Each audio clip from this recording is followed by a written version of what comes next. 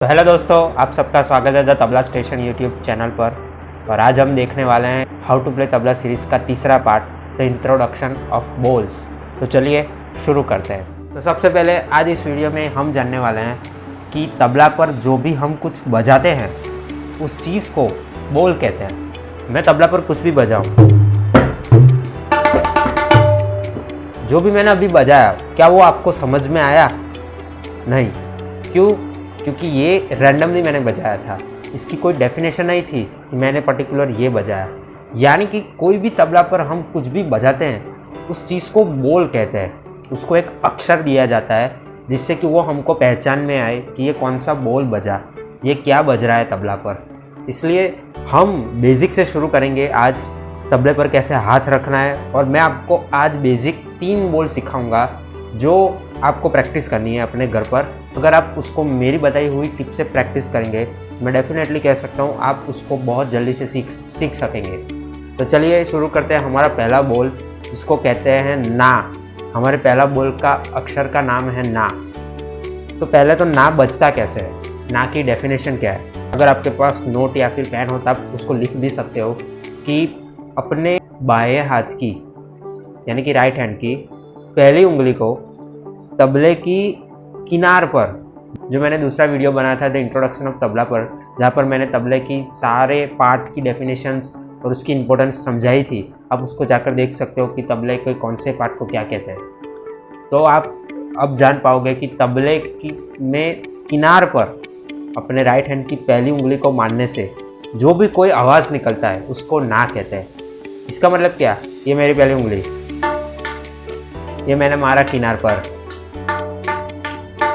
आवाज़ आ रहा है बराबर। यहाँ पर मारता हूँ, यहाँ पर मारता हूँ, यहाँ पर मारता हूँ, यहाँ पर मारता हूँ, आवाज़ तो आ नहीं रहा। इसका मतलब क्या है कि तबले पर राइट हैंड की पहली उंगली को किनार पर मारने से ना बचता है। इसका मतलब है कि इसके लिए प्रॉपर पहले तो हैंड पोजीशन होनी चाहिए। ये मेरा राइट हैंड है। पहले तो अपने हाथ से आप तबले पर मेजरमेंट ले लीजिए कि आपका हाथ, ये जो स्याही है ना, उसका 50% पार्ट से नीचे हो।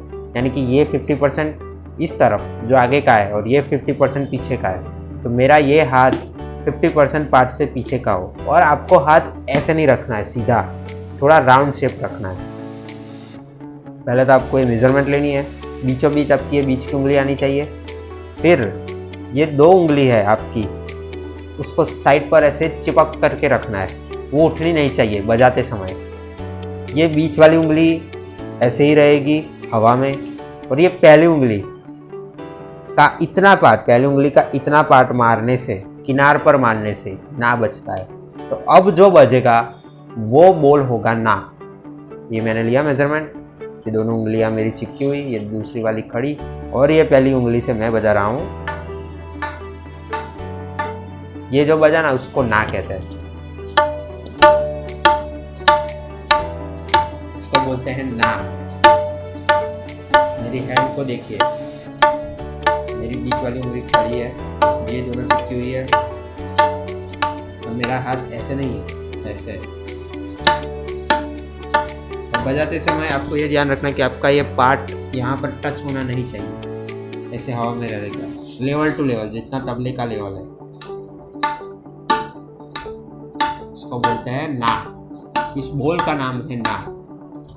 तो ये हो गया पहला बोल। अब मैं आपको बताने जा रहा हूँ दूसरे नंबर का बोल। उसका है नाम ता। उसकी डेफिनेशन भी ऐसे ही है कि अपने राइट हैंड की पहली उंगली को किनार पर नहीं, किनार और ये मैदान, उस दोनों के बीच पर ये जो लाइन खींची हुई है वहाँ पर मारने से, सिंपली कहूँ तो किनार और मैदान के बीच में मारने से ता बजता है। ता, तलवार का ता। तो ये मैंने हैंड पोजीशन ली, थोड़ा राउंड शेप रखा, ये 2 उंगली चिपकी हुई, ये दूसरी वाली खड़ी, और ये पहली उंगली से ता ता ता ता ता ता ता।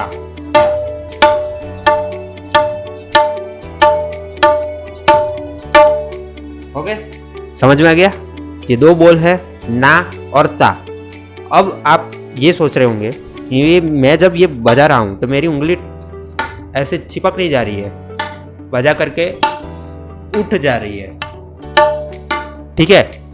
तो वैसा ही करना है हमारे इस तबले में। अगर हम अपनी उंगली को ऐसे चिपका देंगे ना तो आवाज़ दब जाएगा, लेकिन हम उसको बजा करके छोड़ देंगे ऐसा,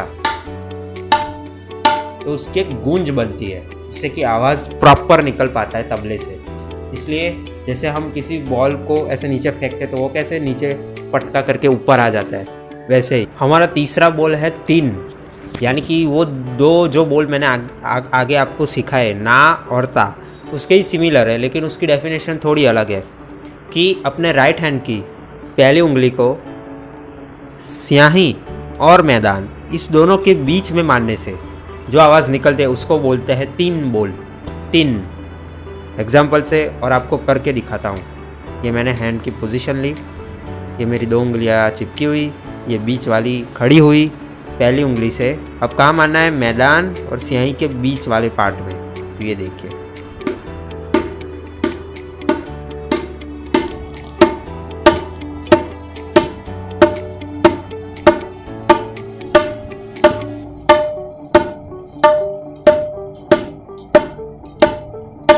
ये बोल का नाम है तीन बोल।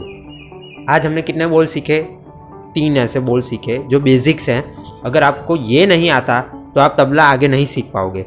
अगर आपको तबला सीखना है प्रॉपरली तो आपको बेसिक के ये बोल सीखने ही पड़ेंगे, क्योंकि ये बोल आगे ही इस सब का कॉम्बिनेशन बन के कुछ नए बोल बनेंगे और जो आपको बजाना आना चाहिए। अगर आपको ये बेसिक ही नहीं आएंगे तो आप आगे जो डिफ़िकल्ट बोल आने वाले हैं उसको नहीं बजा पाओगे। इसलिए मेरा सजेशन ये है, आप प्रॉपर इस बोल की प्रैक्टिस करिएगा अगर आपको तबला अच्छे से सीखना है तो। तो मैंने आज आपको तीन बोल सिखाए, उसका रिवीजन कर लेते हैं। सबसे पहले मैंने आपको बताया कि बोल्स क्या हैं। तो बोल्स ऐसी चीज़ है कि जो भी हम तबला पर बजाते हैं उसको हमें डिफाइन करना है कि हम क्या बजा रहे हैं, उस चीज़ को बोल कहते हैं। अलग अलग बोल्स आते हैं, आप आगे जाकर अलग अलग बोल सीखेंगे, लेकिन मैंने आज आपको तीन ऐसे बेसिक्स बोल सिखाए हैं। सबसे पहले है ना। तबले पर अपने राइट हैंड की पहली उंगली को मारने पर, कहाँ मारने पर? किनार पर मारने पर जो भी आवाज़ निकलती है, जो भी बोल बजता है उसको ना बोल कहते हैं। और आपको मैंने ये भी बताया कि पहली उंगली ऐसे ही नहीं मारनी है, उसकी प्रॉपर हैंड पोजीशन है।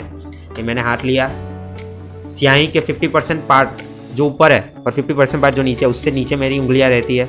ये दोनों उंगलियाँ वे चिपकी हुई साइड ऊपर, ये बीच वाली खड़ी, और पहली उंगली के इतने पार्ट से ये ना, फिर स्याही, फिर किनार और मैदान, इन दोनों के बीच में अपनी राइट हैंड की पहली उंगली को मारने से जो बोल बचता है उसको ता कहते हैं। और तीसरा तीन, यानी कि अपने राइट हैंड की पहली उंगली को मैदान और स्याही के बीच में मारने से जो बोल बचता है उसको तीन कहते हैं।